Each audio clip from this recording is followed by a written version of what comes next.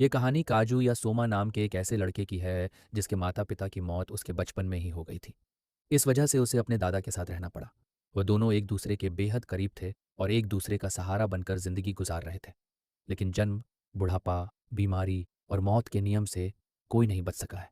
ज्यादा समय नहीं बीतता कि सोमा के दादा भी गुजर गए, उसे इस दुनिया में बिल्कुल अकेला छोड़कर। मरने से पहले दादा ने उससे कहा था कि वह अपना परिवार बसाए, ताकि उनके आखिरी पलों में उन्हें लगे कि उन्होंने जिंदगी बहुत खूबसूरत जी है। और यह उसके दादा की आखिरी इच्छा जैसी थी। अब दादा और दादी तो फिर से मिल गए थे, बस सोमा यहाँ पर अकेला रह गया था। उसी समय एक दूसरी दुनिया में अल्फ्रेडन किंगडम बहुत मुश्किल हालात में फंसा हुआ था।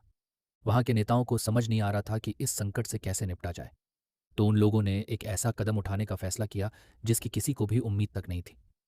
उन्होंने हाई लेवल मैजिक के जरिए एक हीरो समन करने की ठानी जो उनकी मदद कर सके। लेकिन किसी को नहीं पता था कि इसका नतीजा क्या होगा।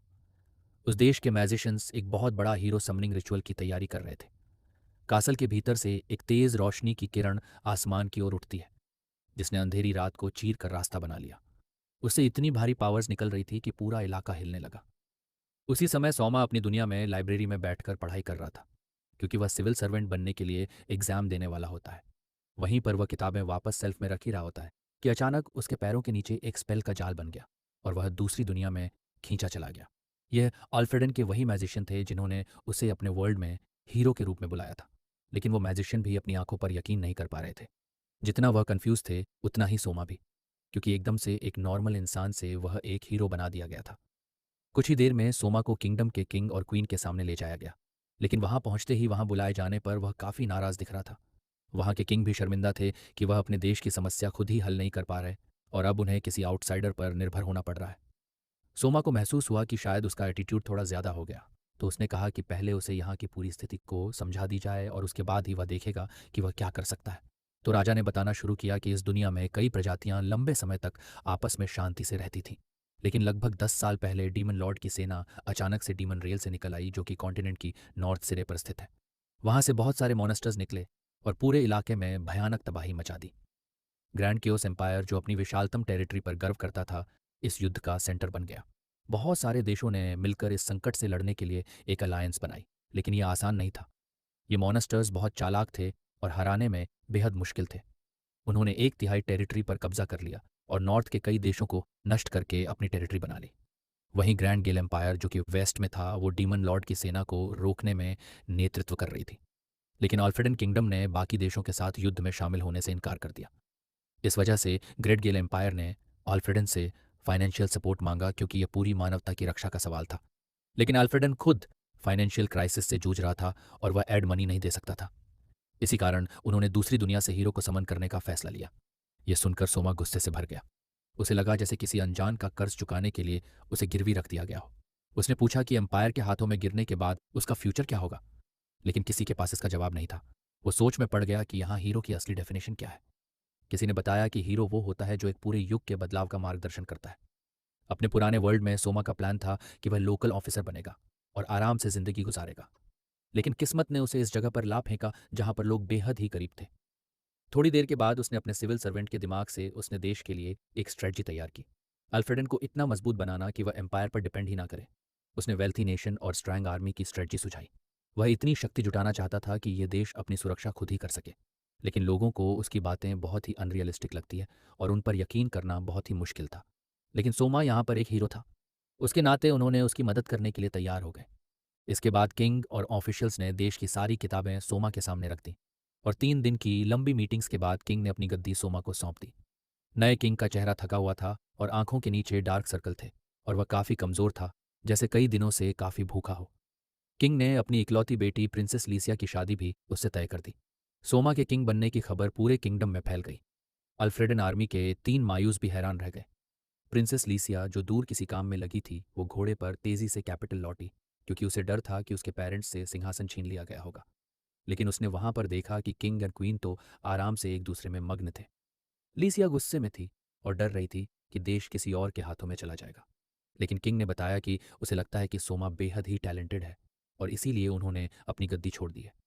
वह देश के लिए तो इसे मान सकती थी, लेकिन शादी के एंगेजमेंट को मानना उसके लिए मुश्किल था। इसके बाद वह सीधे सोमा से मिलने गई। रास्ते में उसने सोचा कि यह कोई बेकार और आलसी सा आदमी होगा, लेकिन जैसे ही वह अंदर पहुंची उसने देखा कि सोमा पेपर वर्क के पहाड़ में डूबा हुआ है। सोमा ने उससे पूछा कि क्या वह पढ़ना लिखना जानती है। जब उसने साबित कर दिया कि वह एजुकेटेड है तो सोमा ने उसे अपने असिस्टेंट बनने का प्रस्ताव दिया। वह हैरान थी कि एक प्रिंसेस से ऐसा काम करवाया जाए। सोमा ने कहा कि शादी के मामले में अगर वह चाहे तो इंगेजमेंट कैंसिल कर सकती है, क्योंकि उसने भूखे लोगों के लिए किंगडम के कुछ ज्वेल्स को बेच दिए ताकि देश को रिबिल्ड किया जा सके। इस दुनिया में मोनेस्टर स्पीशीज को ट्रांसपोर्ट के लिए इस्तेमाल किया जाता है। यहाँ साइंस और टेक्नोलॉजी नहीं थी, लेकिन मैजिक बेहद ही एडवांस थी। सोमा को मैजिशियन उसकी पावर को चेक करने के लिए ले गए और उसके पास पपेट कंट्रोल मैजिक थी, जिससे वह अपनी कॉन्शियसनेस किसी ऑब्जेक्ट में डालकर उसे कंट्रोल कर सकता था। इससे वह एक साथ कई पेन चला सकता था और पेपर वर्क को जल्दी खत्म कर सकता था। इसके बाद सोमा ने सारे करप्ट ऑफिशियल्स को पकड़कर उनकी संपत्ति जब्त करने की पॉलिसी लागू की। लीसिया पेपर वर्क में मदद करते करते वहीं सोफे पर सो गई तो सोमा उसे सोते हुए जाकर पास से देखता है। लेकिन तभी अचानक वह जाग जाती है और वह काफ़ी शर्मिंदा भी होती है। सुबह होते ही सोमा उसे फील्ड दिखाने ले गया जहां पर कॉटन फील्ड पर बहुत खर्चा हो रहा था। उसने फ्यूचर डेवलपमेंट की प्लानिंग समझाई। वो सोल्जर्स के साथ कैंटीन में सिंपल खाना खाता था ताकि खर्च कम हो। नाइट कैप्टन लरुविन भी इन पॉलिसीज से काफ़ी खुश था। लेकिन सोमा को पैलेस में टैलेंटेड लोग बहुत ही कम मिल रहे थे।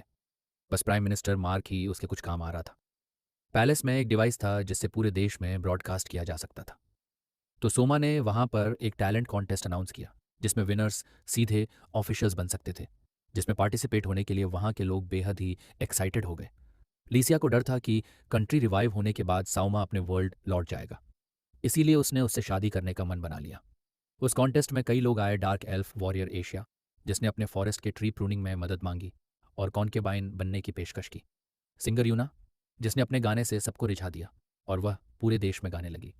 वहीं फूड रिवाइवर पोंछो, जिसे उसने पैलेस में जॉब दी। जीनियस स्ट्रेटेजिस्ट हाकुसा, जिसे उसने मिलिट्री एडवाइजर बनाया और लोग उसे ब्लैक प्राइम मिनिस्टर कहने लगे। बीस्टमैन गर्ल टोमो, जो एनिमल से बात कर सकती थी, लेकिन शौक तब लगा जब पता चला कि वह डीमन ट्राइब से भी बात कर सकती है। ये बात सीक्रेट रखी गई ताकि कोई देश उसे मिसयूज ना कर सके। टोमो और उसके फैमिली को पैलेस में रखने का फैसला किया गया, लेकिन उसने रिफ्यूजी कैंप में अपनी माँ और भाई के पास रहने की इच्छा जताई। सोमा तुरंत आगे बढ़ा और उसे दिलासा दिया। उसने उसे समझाया कि अगर वह राजा की बहन बन जाती है तो उसकी माँ और छोटे भाई के भी संबंध आ जाएंगे राजा से, जिससे वह बिना किसी डर के महल में साथ रह सकते हैं।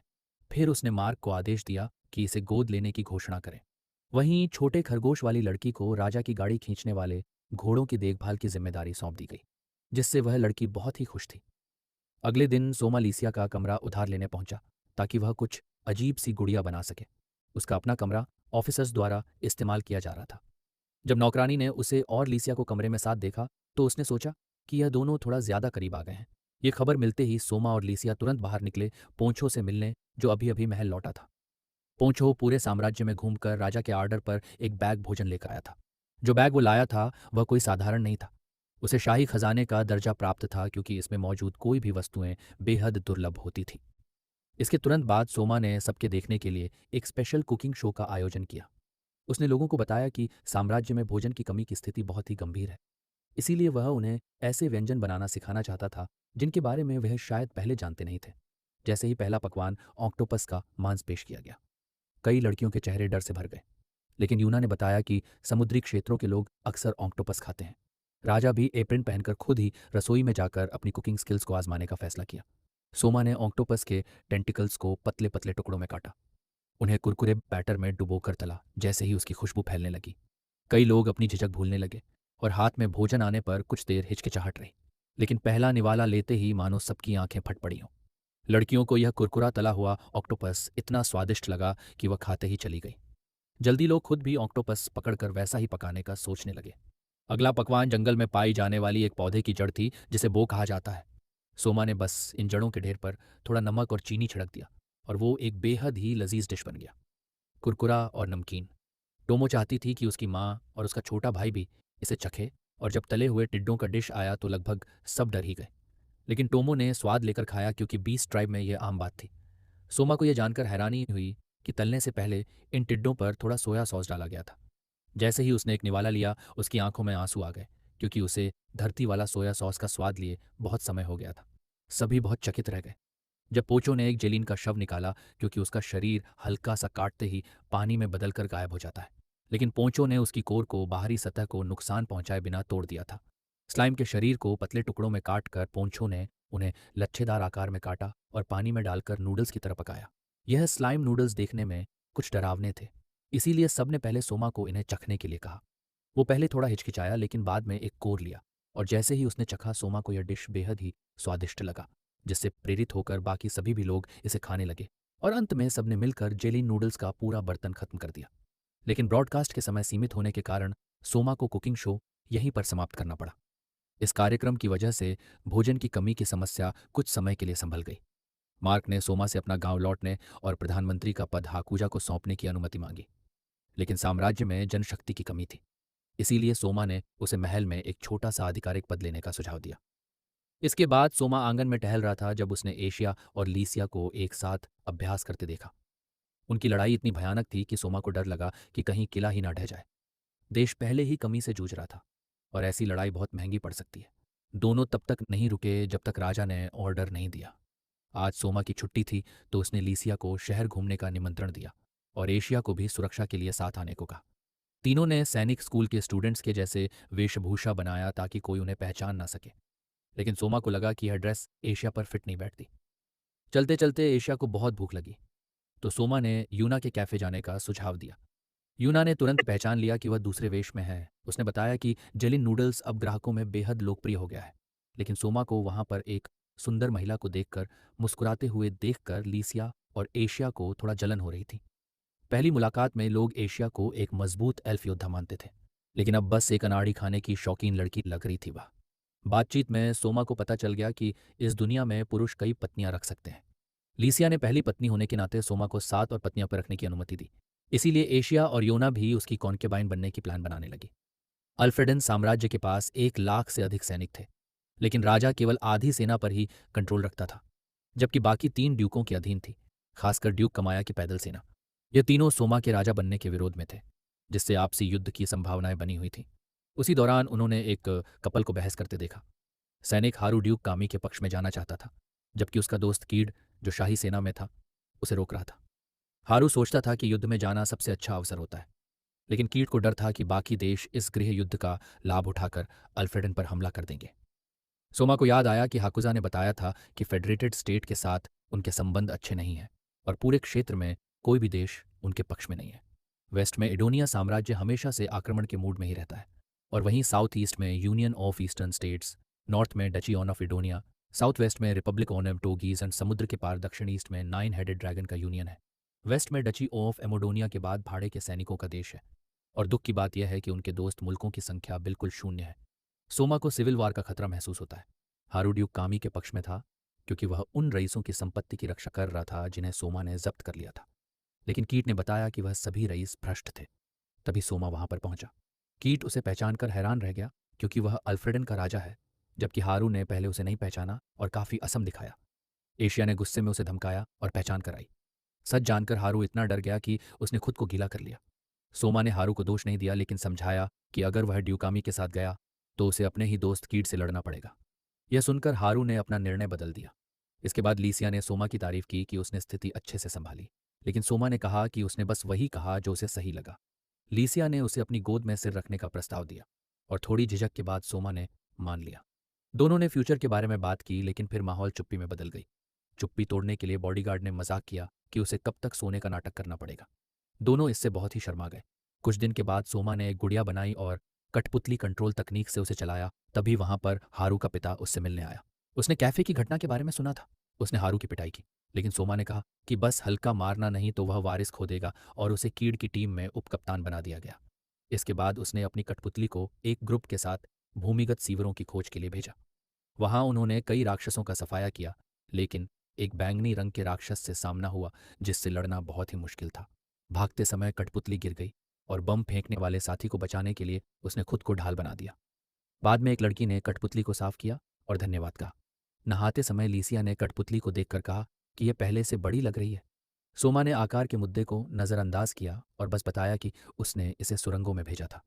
अगले दिन उसने लीसिया और राज्य के अधिकारियों को उनकी मेहनत के लिए काफ़ी धन्यवाद दिया और समुद्र के किनारे शहर वेनेटिनोवा को बनाने का प्लान बताया, जो व्यापार का सेंटर बनेगा। अधिकारियों को उसकी दूरदृष्टि देखकर काफ़ी आश्चर्य हुआ। उसने घोषणा की कि सभी को 5 दिनों की छुट्टी मिलेगी, लेकिन पदक नहीं दिए जाएंगे क्योंकि सादगी की नीति अपनाई गई है। हालांकि शराब की बोतलें लेने की अनुमति होगी, मीटिंग के बाद लीसिया ने पूछा कि क्या साओमा कुछ ज्यादा एक्टिंग तो नहीं कर रहा। उसने माना कि उसने काम थोड़ा जल्दी शुरू कर दिया था, इसीलिए वह थोड़ा कंफ्यूज था। हालांकि लीसिया यहाँ पर सोमा की सेहत को लेकर काफी चिंतित थी, क्योंकि हाल ही में वह बहुत काम में डूबा हुआ था। सोमा ने मजाक में कहा कि अगर वह मर भी गया तो अल्फ्रेडेड एक और हीरो बुला सकता है। लेकिन जैसे ही सोमा झपकी लेने लगा, लिसिया ने धीरे से फुसफुसाते हुए कहा कि उसे सिर्फ सोमा की ही जरूरत है। और उसके बाद उसने उसे एक किस किया। अगले दिन सोमा और बाकी सभी लोग साउथर्न कोस्ट की ओर रवाना हुए ताकि नए शहर के निर्माण की शुरुआत की जा सके। लेकिन लुरविन ने उन्हें बताया कि वहां के लोकल इस निर्माण का बड़ा विरोध कर रहे हैं। लुरविन ने समझाया कि गांव वाले इस बात से डर रहे हैं कि ऐसा करने से सी गॉड नाराज हो जाएंगे। सी गॉड का जिक्र हुआ तो सामा को इस पर संदेह हुआ। वो वापस लीसिया के पास गया और पूछा कि क्या इस एरा में सचमुच सी गॉड होते हैं। लीसिया ने थोड़ी हिचकिचाहट के साथ जवाब दिया कि कुछ लोग उन पर विश्वास करते हैं, लेकिन उसे नहीं लगता कि वह असल में होते हैं। सोमा के साथी भी मानते थे कि यह सब महज एक अंधविश्वास है। सोमा ने एक बूढ़े गांव के प्रमुख से मुलाकात की ताकि यह समझ सके कि वह निर्माण का विरोध क्यों कर रहे हैं। पहली बार में बूढ़े आदमी ने घमंडी और काफी अभिमानी रवैया दिखाया, लेकिन जैसे ही उसे पता चला कि सामने वाला व्यक्ति राज्य का राजा है, उसके मुंह से बस योर मैजेस्टी निकला। और फिर सभी ने गंभीर बातचीत शुरू कर दी। गांव प्रमुख ने बताया कि यह चेतावनी पीढ़ी दर पीढ़ी चली आ रही है। यह स्थान अत्यंत खतरनाक है, इसीलिए यहाँ कोई अस्थायी रूप से बचने की हिम्मत नहीं करता। उसने कहा कि यह समुद्री इलाका सी गॉड का क्षेत्र है और जो भी यहाँ पर शहर बनाएगा, सी गॉड एक विशाल लहर से उसे डुबो देगा। सोमा ने गौर किया कि सी गॉड द्वारा बड़ी लहरें लाने की यह घटना सैकड़ों साल पुरानी थी। उसने तुरंत पहचान लिया कि बूढ़े आदमी के सी गॉड का असल मतलब एक सुनामी है, क्योंकि सुनामी के बीच का अंतराल बहुत लंबा हो सकता है और इस एरा के अधिकारियों को इसकी जानकारी नहीं थी। फिर भी इस सच्चाई ने सोमा के संकल्प को कमजोर नहीं किया। वह अब भी इस कंट्री का हार्ट यहाँ पर बसाना चाहता था। उसने केवल प्लान में थोड़ा बदलाव किया। पुराने स्थान पर नगर बसाने से यह खतरा था कि किसी दिन वह सुनामी से डूब सकता था। इसीलिए सोमा ने निर्माण स्थल को थोड़ा नॉर्थ की ओर खिसका दिया ताकि शहर सुनामी को सह सके। गांव के बुजुर्गों के अनुभव के आधार पर उसने सुनामी के लक्षण बताए, जैसे कि आने से पहले जमीन का तेज हिलना, जिसे भूकंप कहते हैं। सोमा लगातार यह सब विस्तार में उन लोगों को समझाता रहा। वहां मौजूद लोग चकित थे और कुछ के तो मुंह खुले के खुले रह गए। बाद में सोमा को लगा कि वह थोड़ा ज्यादा बोल गया, तो उसने अपनी बात वहीं पर रोक दी। उसने अंत में यह सीख दी कि जब भी सुनामी का खतरा हो तो स्थानीय लोग तुरंत ऊंचे स्थान पर शरण लें। उसने यह बात भी कहा कि यह चेतावनी जो लोग समुद्र के किनारे रहते हैं वहां तक भी पहुंचानी जानी चाहिए। इस दौरान लीज और बाकी गार्ड्स चुपचाप सुन रहे थे। वह सोमा की सराहना कर रहे थे कि वह देश निर्माण में कितना मेहनती है। उस दुनिया के लोग अब भी समुद्र में बड़े युद्धपोत बनाने की तकनीक रखते थे, लेकिन उन्हें चलाने वाले बड़े इंजन बनाने में वह बिल्कुल असमर्थ थे। इसीलिए उन्हें समुद्री ड्रैगन को ट्रेनिंग करना पड़ता था, जो इन जहाज़ों को समुद्र में खींच सके। सोमा के आदेश पर कीड़ ने शाही सैनिकों की एक टीम को साउथ की ओर भेजा ताकि नए शहर के लिए सड़कें बनाई जा सके। शाही सैनिकों को सड़क बनाते देखकर हारू को बहुत ही दिक्कत हुई, लेकिन सोमा से मिलने पर उसने कुछ भी नहीं कहा। सैनिक काम से थके हुए थे और उन्होंने काम के कपड़ों की बजाय सफ़ेद मजदूर कमीजें पहन रखी थीं। जल्दी दोपहर का समय हो गया। हारू ने सोमा के बनाए एक डिश अदरक से ग्रिल किया हुआ मांस का एक कौर लिया और तारीफ की कि यह बहुत ही स्वादिष्ट है। उसने यह भी माना कि सोमा खाना बनाने में बहुत ही स्किल्ड है। वहीं के ने बताया कि सोमा ने वुल्फ ट्राइब में लोगों को मसाले लाने के लिए भेजा था। इस ऑर्डर ने उस कबीले को रोजगार दिया और राज्य के लोगों को अच्छा भोजन भी मिला। यानी एक तीर से दो निशाना हो गया। उसने यह भी कहा कि फूड ट्रांसपोर्टेशन के लिए सड़कें बनाना और नए नए तरह के भोजन बनाने से खाने की कमी में बहुत ही कमी हो गई है। यह सुनकर हारू बहुत ही आश्चर्यचकित था। उसे उम्मीद नहीं थी कि सोमा इतना दूर का सोचता होगा। खाने के बाद हारू ने कहा कि वह थोड़ी देर सोएगा। सोमा ने भी इसका समर्थन किया, यह कहकर कि रेस्ट करने के बाद वह थोड़ा और भी ज्यादा काम कर पाएगा। इसके बाद सोमा और बाकी लोग ग्रामीण सड़क निर्माण का निरीक्षण करने गए।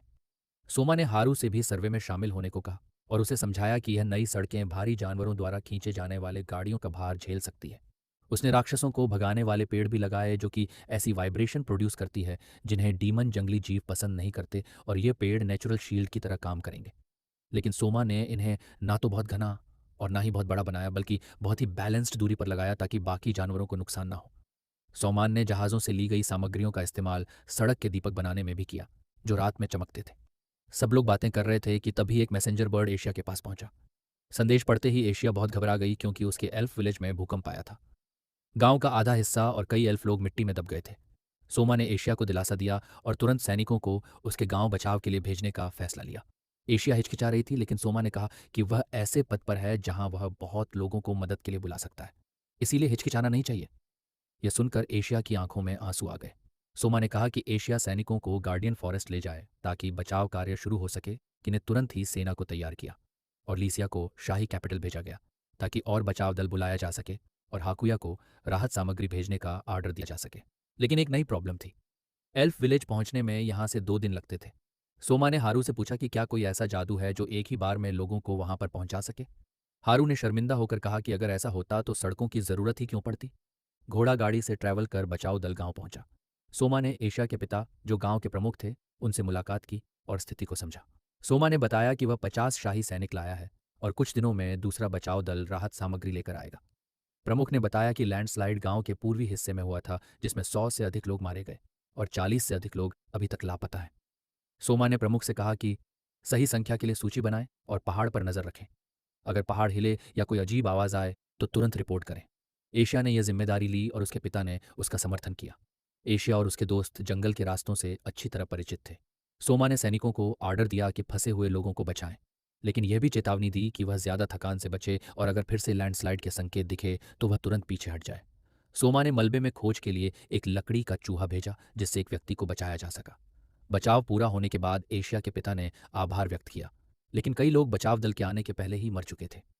एक व्यक्ति जिसने लैंडस्लाइड में अपनी पत्नी को खो दिया था, उसने सोमा से कठोर बातें कहीं, लेकिन सोमा ने उसकी स्थिति को समझा और उस पर गुस्सा नहीं हुआ। एशिया ने बताया कि वह व्यक्ति जंगल में पेड़ों की कटाई का सबसे बड़ा विरोधी था क्योंकि उसे लगता था कि जंगल का एक विशेष मिशन है। कैपिटल लौटते समय एशिया एक चट्टान पर खड़ी होकर थके हुए शाही सैनिकों को देख रही थी जो कई रातों से नहीं सोए थे। सोमा भी अत्यधिक थका हुआ था। लीसिया ने यहाँ पर खुद को दोषी ठहराया, लेकिन सोमा ने कहा कि उसने मदद की है।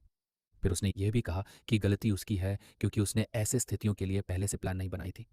लेकिन लिसिया ने उसे दिलासा दिया कि वह बहुत ही अच्छा काम कर रहा है। कैपिटल पहुंचने पर यूना सोमा के कमरे में उसकी सेहत की चिंता में आई। वो अभी बिस्तर पर लेटे हुए कुछ पेपर्स को देख रहा था।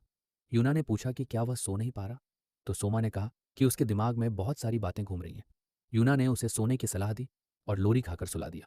इसी बीच 3 ड्यूक आपस में यह बैठक कर रहे थे कि सोमा को राजा माना जाए या नहीं।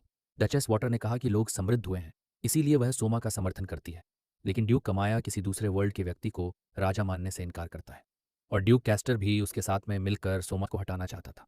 डचेस वाटर गुस्से में खड़ी हो गई और पूछा कि क्या वह सिंहासन का इतना लालची है। ड्यूक ने कहा कि वह तो केवल किंग एम्बिक को सिंहासन लौटाना चाहता है।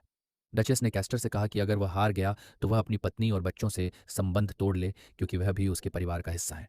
कैस्टर की सबसे बड़ी बेटी जिसका नाम कोर था उसने जिद पकड़ ली कि वह अपने पिता के साथ युद्ध में हिस्सा लेगी। उसके लड़ने का कारण यह था कि सोमा ने किंग एम्बेक को सिंहासन से हटा दिया था। साथ ही उनके करीबी राज्य इडोनिया किंगडम के राजा गौसिसिलिया को यह एहसास हो चुका था कि अल्फ्रेडन में जल्द ही सिविल वॉर होने वाला है। इसी के साथ इस वीडियो को हम यहीं पर एंड करते हैं और इसके आगे के पार्ट्स हम बहुत ही जल्द लेकर आएंगे। तो वीडियो अगर पसंद आई हो तो चैनल को सब्सक्राइब करके बेल आइकॉन ज़रूर दबा लें और कमेंट सेक्शन में अपनी राय हमें ज़रूर दें।